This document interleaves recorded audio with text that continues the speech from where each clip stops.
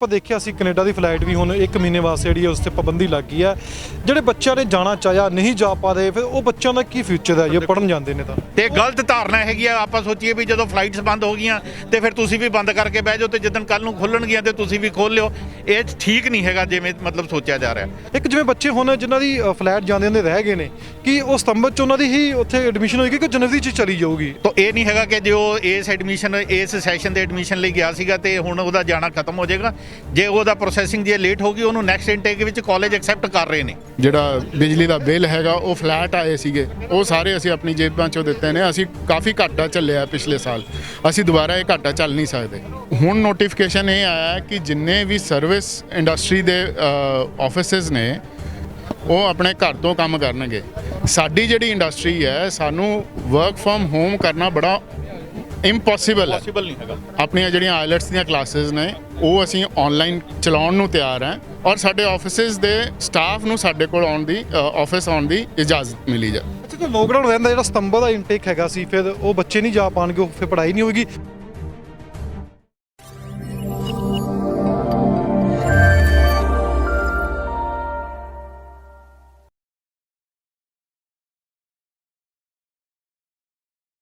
ਸਤਿ ਸ਼੍ਰੀ ਅਕਾਲ ਦੋਸਤੋ, ਪੰਜਾਬ ਨਿਊਜ਼ 'ਤੇ ਤੁਹਾਡਾ ਸਭ ਦਾ ਸਵਾਗਤ ਹੈ। 6 ਵਜੇ ਤੱਕ ਪੰਜਾਬ 'ਚ ਲੋਕਡਾਊਨ ਹੁੰਦਾ, ਉਸ ਤੋਂ ਬਾਅਦ ਨੋਟੀਫਿਕੇਸ਼ਨ ਆ ਜਾਂਦਾ। ਪਰ ਨੋਟੀਫਿਕੇਸ਼ਨ 'ਚ ਜਾਣਕਾਰੀ ਲਾਂਗੇ ਕਿ ਸਰਕਾਰ ਨੇ ਕੀ ਗੱਲ ਕਹੀ ਹੈ। ਉਹ ਦੂਸਰੇ ਪਾਸੇ ਡਿਸਟ੍ਰਿਕਟ ਮੋਹਾਲੀ ਦੇ ਇਮੀਗ੍ਰੇਸ਼ਨ ਦੇ ਜੋ ਦਫ਼ਤਰ ਵਾਲੇ ਨੇ ਸਾਰੇ ਇਕੱਠੇ ਹੋਏ ਨੇ ਤੇ ਸਰਕਾਰ ਕੋਲੋਂ ਮੰਗ ਕਰਦੇ ਨੇ ਕਿ ਇਮੀਗ੍ਰੇਸ਼ਨ ਆਫਿਸ ਬੰਦ ਨਹੀਂ ਹੋਣੇ ਚਾਹੀਦੇ।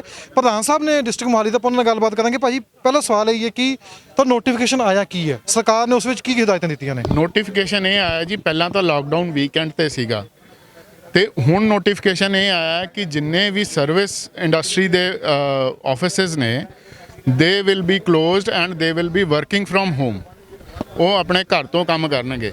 ਸਾਡੀ ਜਿਹੜੀ ਇੰਡਸਟਰੀ ਹੈ, ਸਾਨੂੰ ਵਰਕ ਫਰੋਮ ਹੋਮ ਕਰਨਾ ਬੜਾ ਇੰਪੋਸੀਬਲ ਹੈ। ਨਹੀਂ ਹੈਗਾ। ਇਸ ਲਈ ਅਸੀਂ ਇਕੱਠੇ ਹੋਏ ਹਾਂ ਕਿ ਅਸੀਂ ਆਪਣੀਆਂ ਜਿਹੜੀਆਂ ਆਈਲੈਟਸ ਦੀਆਂ ਕਲਾਸਿਸ ਨੇ ਉਹ ਅਸੀਂ ਆਨਲਾਈਨ ਚਲਾਉਣ ਨੂੰ ਤਿਆਰ ਹਾਂ। ਸਾਡਾ ਜਿਹੜਾ ਵੀਜ਼ਾ ਫਾਈਲਿੰਗ ਹੈਗੀ ਆ, ਹੋਰ ਐਪਲੀਕੇਸ਼ਨ ਪ੍ਰੋਸੈਸ ਹੈ, ਸਾਰਾ ਅਸੀਂ ਆਨਲਾਈਨ ਕਰਨ ਨੂੰ ਤਿਆਰ ਹਾਂ। ਬਟ ਉਹ ਜਿਹੜਾ ਆਈਲੈਟਸ ਕਲਾਸਿਸ ਲਈ ਇਨਫਰਾਸਟ੍ਰਕਚਰ ਹੈ, ਸਾਡੇ ਪ੍ਰੋਜੈਕਟਰਸ ਲੱਗੇ ਹੋਏ ਨੇ, ਸਾਡਾ ਹੋਰ ਤਾਮਝਾਮ ਲੱਗਿਆ ਹੋਇਆ ਉੱਥੇ, ਉਹ ਇੱਕ ਫੈਕਲਟੀ ਦੇ ਜਾਂ ਜਿਹੜਾ ਆਈਲੈਟਸ ਪੜ੍ਹਾਉਣ ਵਾਲਾ ਹੈ ਉਹਦੇ ਘਰ ਦੇ ਵਿੱਚ ਉਹ ਫਿੱਟ ਕਰਨਾ ਬੜਾ ਮੁਸ਼ਕਿਲ ਹੈ।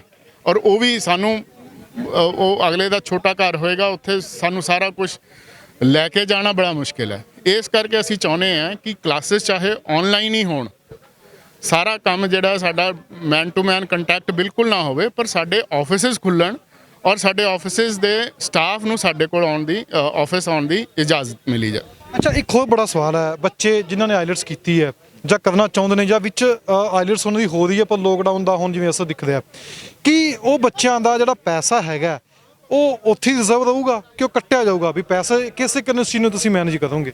ਉਹ ਪੈਸੇ ਤਾਂ ਦੇਖੋ ਮਹੀਨੇ ਦੀ ਮਹੀਨੇ ਫੀਸ ਆਉਂਦੀ ਆ ਉਹਦੀ। ਉਹ ਇਹ ਤਾਂ ਹੈ ਨਹੀਂ ਕਿ ਅਸੀਂ 2-2 4-4 ਲੱਖ ਰੁਪਇਆ ਲੈ ਲੈਂਦੇ ਕਿਸੇ ਤੋਂ। ਅਸੀਂ ਤਾਂ ਮੰਥਲੀ ਸਾਡੀ ਫੀਸ ਹੁੰਦੀ ਹੈ ਥੋੜ੍ਹੀ ਜੀ। ਉਹ ਫੀਸ ਅਗਲਾ ਅਗਰ ਦਿੰਦਾ ਹੈਗਾ ਤਾਂ ਉਹ ਆਨਲਾਈਨ ਕਲਾਸ ਅਟੈਂਡ ਕਰਦਾ ਹੈਗਾ, ਨਹੀਂ ਤਾਂ ਉਹਨੂੰ ਜਿਹੜਾ ਆਨਲਾਈਨ ਪਾਸਵਰਡ ਹੈਗਾ ਉਹ ਨਹੀਂ ਮਿਲਦਾ।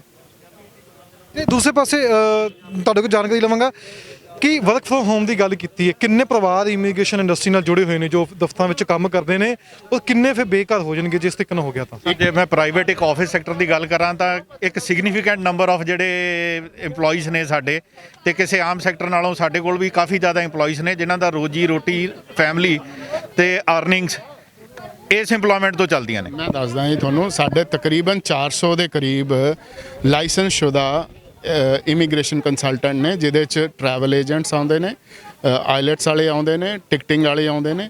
ਹਰੇਕ ਆਫਿਸ ਦੇ ਵਿੱਚ ਐਵਰੇਜ ਜਿਹੜੀ ਹੈ ਤਕਰੀਬਨ 10 ਕੁ ਬੰਦਿਆਂ ਦੀ ਸਟਾਫ ਹੈਗਾ। ਉਹ ਤੁਸੀਂ ਲਾਓ ਹਿਸਾਬ ਵੀ 40-50 ਹਜ਼ਾਰ ਰੁਪਏ ਬੰਦਾ ਤੇ ਮੋਹਾਲੀ ਡਿਸਟ੍ਰਿਕਟ ਦਾ ਹੀ ਅਨਇੰਪਲੋਏ ਹੋ ਜਾਊਗਾ। ਤੇ ਬਾਕੀ ਪੰਜਾਬ ਦਾ ਤੁਸੀਂ ਲਾ ਲਓ 22 ਡਿਸਟ੍ਰਿਕਟ ਨੇ, ਕਿੱਥੇ ਤੱਕ ਜਾਂਦੀ ਗੱਲ। ਅੱਛਾ, ਬੱਚਿਆਂ ਨੇ ਜਿਹਨਾਂ ਨੇ ਬਾਹਰ ਜਾਣਾ, ਹੁਣ ਆਪਾਂ ਦੇਖਿਆ ਅਸੀਂ ਕੈਨੇਡਾ ਦੀ ਫਲਾਈਟ ਵੀ ਹੁਣ 1 ਮਹੀਨੇ ਵਾਸਤੇ ਜਿਹੜੀ ਉਸ ਤੇ ਪਾਬੰਦੀ ਲੱਗ ਗਈ ਹੈ। ਜਿਹੜੇ ਬੱਚਿਆਂ ਨੇ ਜਾਣਾ ਚਾਹਿਆ ਨਹੀਂ ਜਾ ਪਾਦੇ, ਫਿਰ ਉਹ ਬੱਚਿਆਂ ਦਾ ਕੀ ਫਿਊਚਰ ਹੈ ਜੇ ਪੜਨ ਜਾਂਦੇ ਨੇ ਤਾਂ? ਆਪਾਂ ਜਿਹੜੀ ਤੁਸੀਂ ਗੱਲ ਕਰ ਰਹੇ ਹੋ ਫਲਾਈਟਸ ਕੈਂਸਲ ਹੋਈਆਂ ਨੇ ਕੁਝ ਲਿਮਿਟਿਡ ਪੀਰੀਅਡ ਲਈ, ਮਹੀਨੇ ਲਈ ਬੰਦ ਹੋ ਗਈਆਂ। ਬਟ ਜੇ ਤੁਸੀਂ ਵੀਜ਼ਾ ਪ੍ਰੋਸੈਸ ਦੀ ਗੱਲ ਕਰੋ, ਐਡਮਿਸ਼ਨ ਪ੍ਰੋਸੈਸ, ਵੀਜ਼ਾ ਪ੍ਰੋਸੈਸ, ਇਹ ਤਕਰੀਬਨ ਕੋਈ 2-3 ਮਹੀਨੇ ਦਾ ਪ੍ਰੋਸੈਸ ਹੈਗਾ ਤੇ ਫਲਾਈਟਸ ਬੰਦ ਹੋਣਾ ਡਸ ਨਾਟ ਮੀਨ ਕਿ ਬਾਕੀ ਸਾਰਾ ਕੰਮ ਰੁਕ ਜਾਏਗਾ ਜਾਂ ਜਿੱਦਣ ਫਲਾਈਟਸ ਖੁੱਲ ਜਾਣਗੀਆਂ ਉਦਣ ਇਮੀਡੀਏਟਲੀ ਬੱਚਾ ਟੇਕ ਆਫ ਕਰ ਲੇਗਾ। ਫਲਾਈਟਸ ਬੰਦ ਹੋਣਾ ਤਾਂ ਉਹਦੇ ਜਾਣ ਦਾ ਇੱਕ ਉਹ ਹੈਗਾ, ਜੇ ਕਿਸੇ ਕਾਰਨ ਕਰਕੇ ਉਹਦੀ ਇਨਟੇਕ ਡਿਲੇ ਹੋ ਰਹੀ ਹੈ, ਬਾਹਰਲੇ ਕਾਲਜਸ ਉਹਨੂੰ ਅਕੋਮੋਡੇਟ ਕਰ ਰਹੇ ਨੇ, ਉਹਨੂੰ ਨੈਕਸਟ ਇਨਟੇਕ 'ਚ ਲੈ ਰਹੇ ਨੇ, ਬਟ ਐਡਮਿਸ਼ਨ ਲੈਣਾ, ਵੀਜ਼ਾ ਲੈਣਾ, ਇਹ ਆਪਣੇ ਆਪ 'ਚ 2-3 ਮਹੀਨੇ ਦਾ ਪ੍ਰੋਸੈਸ ਹੈ। ਫਲਾਈਟ ਬੰਦ ਹੋ ਜਾਣਾ ਤੇ ਆਈਲੈਟ ਸੈਂਟਰ ਜਾਂ ਬਾਕੀ ਦੀ ਪ੍ਰੋਸੈਸਿੰਗ ਬੰਦ ਹੋ ਜਾਣਾ, ਇਹਨੂੰ ਦੋਨੋਂ ਚੀਜ਼ਾਂ ਨੂੰ ਕਲੱਬ ਨਹੀਂ ਕੀਤਾ ਜਾ ਸਕਦਾ। ਜਿਹੜਾ ਆਨਲਾਈਨ ਸਿਸਟਮ ਹੈ, ਫਾਈਲਿੰਗ ਸਿਸਟਮ ਹੈ, ਪ੍ਰੋਸੈਸਿੰਗ ਸਿਸਟਮ ਹੈ, ਉਹ ਬੰਦ ਨਹੀਂ ਹੋਇਆ, ਉਹ ਸਿਰਫ ਟਰੈਵਲ ਬੰਦ ਹੋਇਆ, ਬਾਕੀ ਸਾਰਾ ਸਿਸਟਮ ਐਜ਼ ਇਟ ਇਜ਼ ਚੱਲ ਰਿਹਾ। ਤੇ ਗਲਤ ਧਾਰਨਾ ਹੈਗੀ ਆ, ਆਪਾਂ ਸੋਚੀਏ ਵੀ ਜਦੋਂ ਫਲਾਈਟਸ ਬੰਦ ਹੋ ਗਈਆਂ ਤੇ ਫਿਰ ਤੁਸੀਂ ਵੀ ਬੰਦ ਕਰਕੇ ਬਹਿ ਜਾਓ ਤੇ ਜਦੋਂ ਕੱਲ ਨੂੰ ਖੁੱਲਣਗੀਆਂ ਤੇ ਤੁਸੀਂ ਵੀ ਖੋਲ ਲਿਓ। This is not the concept. ਇਹ ਇੱਕ ਗਲਤ ਧਾਰਨਾ ਹੈਗੀ ਹੈ, ਇਹ ਠੀਕ ਨਹੀਂ ਹੈਗਾ ਜਿਵੇਂ ਮਤਲਬ ਸੋਚਿਆ ਜਾ ਰਿਹਾ। ਇਹ ਤਾਂ ਸਵਾਲ ਕੀਤਾ ਕਿਉਂਕਿ ਹਲੇ ਕਈਆਂ ਬੱਚਿਆਂ ਦੇ ਵਿੱਚ ਸਵਾਲ ਜਵਾਬ ਬਣੇ ਹੋਏ, ਉਹਨਾਂ ਨੂੰ ਸਪਸ਼ਟ ਪਤਾ ਨਹੀਂ ਚੱਲ ਰਿਹਾ, ਤਾਂ ਮੇਰਾ ਸਵਾਲ ਸੀ ਤੁਹਾਨੂੰ। ਨਹੀਂ, ਐਮਬੈਸੀਜ਼ ਖੁੱਲੀਆਂ ਨੇ ਜੀ, ਐਮਬੈਸੀਜ਼ ਜਿਹੜੀਆਂ ਨੇ ਉਹ ਪ੍ਰੋਸੈਸ ਕਰ ਰਹੀਆਂ ਨੇ, ਲੇਕਿਨ ਉਹ ਜਿਹੜਾ ਪ੍ਰੋਸੈਸਿੰਗ ਟਾਈਮ ਹੈ ਉਹ ਬੜਾ ਡਿਲੇ ਹੋ ਗਿਆ।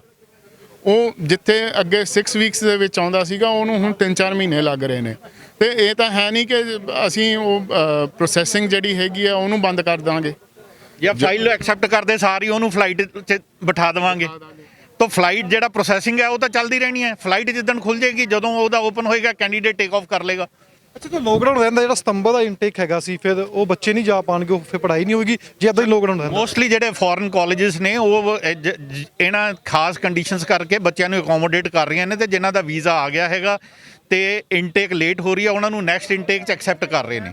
ਤਾਂ ਇਹ ਨਹੀਂ ਹੈਗਾ ਕਿ ਜੋ ਇਸ ਸੈਸ਼ਨ ਦੇ ਐਡਮਿਸ਼ਨ ਲਈ ਗਿਆ ਸੀਗਾ ਤੇ ਹੁਣ ਉਹਦਾ ਜਾਣਾ ਖਤਮ ਹੋ ਜਾਏਗਾ। ਜੇ ਉਹਦਾ ਪ੍ਰੋਸੈਸਿੰਗ ਜੇ ਲੇਟ ਹੋ ਗਈ, ਉਹਨੂੰ ਨੈਕਸਟ ਇਨਟੇਕ ਵਿੱਚ ਕਾਲਜ ਐਕਸੈਪਟ ਕਰ ਰਹੇ ਨੇ। ਹੋਰ ਬੱਚੇ ਦੇ ਬੜੇ ਸਵਾਲ ਨੇ ਇਸ ਚੀਜ਼ ਨੂੰ ਲੈ ਕੇ, ਮਨਸ਼ਾ ਲਈ ਕਲੀਅਰ ਨਹੀਂ ਹੋ ਰਹੀ, ਕਿਉਂਕਿ ਇਹ ਚੀਜ਼ਾਂ ਸਾਰੀ ਮੀਡੀਆ ਰਾਹੀਂ ਰੱਖੀਆਂ ਜਾ ਸਕਦੀਆਂ ਨੇ।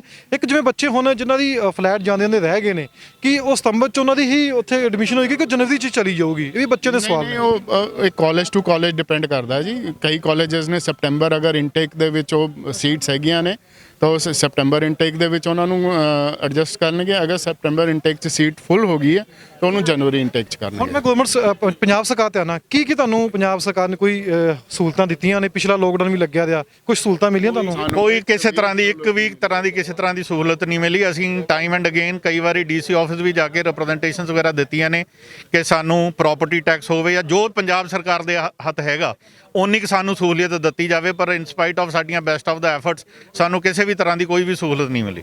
ਤਨਖਾਹਾਂ ਪਿਛਲੇ ਵਾਰੀ ਤੁਸੀਂ ਕਿਸ ਕਿੰਨਾ ਮੈਨੇਜ ਕੀਤਾ ਸੀ ਪਿਛਲੇ ਲੋਕਡਾਊਨ ਵਿੱਚ? ਜੇਬ 'ਚੋਂ ਦਿੱਤੀਆਂ ਨੇ ਜੀ ਤਨਖਾਹਾਂ। ਅਸੀਂ ਤਨਖਾਹ ਜੇਬ 'ਚੋਂ ਦਿੱਤੀ ਹੈ, ਅਸੀਂ ਰੈਂਟ ਜੇਬ 'ਚੋਂ ਦਿੱਤੇ ਨੇ, ਅਸੀਂ ਜਿਹੜਾ ਬਿਜਲੀ ਦਾ ਬਿੱਲ ਹੈਗਾ ਉਹ ਫਲੈਟ ਆਏ ਸੀਗੇ, ਉਹ ਸਾਰੇ ਅਸੀਂ ਆਪਣੀ ਜੇਬਾਂ 'ਚੋਂ ਦਿੱਤੇ ਨੇ। ਅਸੀਂ ਕਾਫੀ ਘਾਟਾ ਝੱਲਿਆ ਪਿਛਲੇ ਸਾਲ, ਅਸੀਂ ਦੁਬਾਰਾ ਇਹ ਘਾਟਾ ਝੱਲ ਨਹੀਂ ਸਕਦੇ। ਕੀ ਤੁਹਾਡੀ ਡਿਮਾਂਡ ਕੀ ਹੁਣ ਪੰਜਾਬ ਸਰਕਾਰ ਦੀ? ਸਾਡੀ ਡਿਮਾਂਡ ਇਹੀ ਹੈ ਜੀ, ਜਿਹੜਾ ਇਹ ਅਕ੍ਰੋਸ ਦਾ ਬੋਰਡ ਡਾਇਰੈਕਟਿਵ ਹੈਗਾ ਕਿ ਵਰਕ ਫਰਮ ਹੋਮ ਵਾਲਾ ਸਿਨੈਰੀਓ ਹੈਗਾ, ਸਾਡੇ ਤੇ ਲਾਗੂ ਨਹੀਂ ਹੋਣਾ ਚਾਹੀਦਾ। ਸਾਡੇ ਆਫਿਸ ਖੋਲ੍ਹਣੇ ਚਾਹੀਦੇ ਨੇ, ਸਾਡੇ ਸਟਾਫ ਨੂੰ ਆਫਿਸ ਤੋਂ ਆਪਰੇਟ ਕਰਨ ਦੀ ਪਰਮਿਸ਼ਨ ਹੋਣੀ ਚਾਹੀਦੀ ਹੈ। ਬਟ ਨਾਲ ਹੀ ਅਸੀਂ ਪੰਜਾਬ ਸਰਕਾਰ ਨੂੰ ਇਹ ਵਿਸ਼ਵਾਸ ਵੀ ਦਿਵਾਉਂਦੇ ਹਾਂ ਕਿ ਜਿਹੜੇ ਸਰਕਾਰ ਦੇ ਦਿੱਤੇ ਹੋਏ ਸੇਫਟੀ ਪ੍ਰੋਟੋਕੋਲਸ ਨੇ ਅਸੀਂ ਉਹਨੂੰ ਪੂਰੀ ਤਰ੍ਹਾਂ ਫੋਲੋ ਕਰਾਂਗੇ, ਬਟ ਸਾਨੂੰ ਆਫਿਸ ਖੋਲ੍ਹਣ ਦੀ ਪਰਮਿਸ਼ਨ ਮਿਲਣੀ ਚਾਹੀਦੀ ਹੈ। ਅੱਛਾ, ਜੇ ਪਰਮਿਸ਼ਨ ਮਿਲਦੀ ਹੈ ਤਾਂ ਜਿਸ ਤਰੀਕੇ ਨਾਲ ਹੁਣ ਪੰਜਾਬ ਸਰਕਾਰ ਤਾਂ ਕਹਿ ਰਹੀ ਹੈ ਸਖਤ ਹੋ ਗਿਆ ਪੂਰੇ ਭਾਰਤ ਦੀ, ਆਪਾਂ ਜੇ ਕੋਵਿਡ ਦੀ ਗੱਲ ਕਰੀਏ, ਜੇ ਬਾਈ ਚਾਂਸ ਇੱਕ ਪਾਸੇ ਮੰਨ ਲਈ ਕਿ ਸਰਕਾਰ ਸਹੂਲਤ ਨਹੀਂ ਦਿੰਦੀ, ਫਿਰ ਤੁਹਾਨੂੰ ਲੱਗਦਾ ਕਿ ਭੱਤੇ ਦੀ ਤੁਸੀਂ ਗੱਲ ਕਰ ਰਹੇ ਸੀ, ਭੱਤਾ ਵੀ ਦੇਣਾ ਚਾਹੀਦਾ? ਹੁਣੇ ਤੁਸੀਂ ਜ਼ਿਕਰ ਕਰ ਰਹੇ ਸੀ। ਸਰ ਦੇਖੋ, ਭੱਤਾ ਤਾਂ ਨਹੀਂ, ਅਸੀਂ ਜੇ ਸਰਕਾਰ ਕਹਿੰਦੀ ਹੈ ਕਿ ਇਹ ਸਖਤੀ ਨਾਲ ਇਹਦੇ ਤੇ ਲਾਗੂ ਕਰਨਾ ਚਾਹੀਦਾ ਤਾਂ ਅਸੀਂ ਸਰਕਾਰ ਨੂੰ ਬੇਨਤੀ ਕਰਦੇ ਹਾਂ ਕਿ ਜੇ ਇੰਨੀ ਸਖਤੀ ਹੈ ਜਾਂ ਇਹ ਰਿਕੁਆਇਰਮੈਂਟ ਹੈਗੀ ਹੈ, ਨੀਡ ਆਫ ਦਾ ਆਰ ਹੈਗੀ ਹੈ, ਤੇ ਫਿਰ ਆਪਣੇ ਆਫਿਸਿਸ ਜਾਂ ਸਰਕਾਰੀ ਰੈਲੀਜ਼ ਜਾਂ ਪੋਲੀਟੀਕਲ ਰੈਲੀਜ਼ ਤੇ ਵੀ ਉਨੀ ਸਖਤੀ ਨਾਲ ਇਹ ਲਾਗੂ ਹੋਣਾ ਚਾਹੀਦਾ ਤਾਂ ਕਿ ਸਾਨੂੰ ਵੀ ਪਤਾ ਲੱਗੇ ਕਿ ਸਰਕਾਰ ਵਾਕਈ ਇਸ ਮੁੱਦੇ ਤੇ ਸਖਤ ਆ। ਰੈਲੀਆਂ ਹੋ ਰਹੀਆਂ ਨੇ, ਸਾਰਾ ਕੁਝ ਹੋ ਰਿਹਾ ਤੇ ਬਸ ਕਾਮਨ ਮੈਨ ਲਈ ਕੁਝ ਨਹੀਂ ਹੋ ਰਿਹਾ। ਦਫ਼ਤਰ ਨਾ ਬੰਦ ਕੀਤੇ ਜਾਣ, ਇਮੀਗ੍ਰੇਸ਼ਨ ਦਾ ਕੋਈ ਵੀ ਆਫਿਸ ਬੰਦ ਨਾ ਕੀਤਾ ਜਾਵੇ, ਉਸ ਦੇ ਨਾਲ ਤਕਰੀਬਨ 50,000 ਪਰਿਵਾਰ ਜਿਹੜਾ ਮੋਹਾਲੀ ਜ਼ਿਲ੍ਹੇ ਵਿੱਚ ਜੁੜਿਆ ਹੋਇਆ ਹੈ।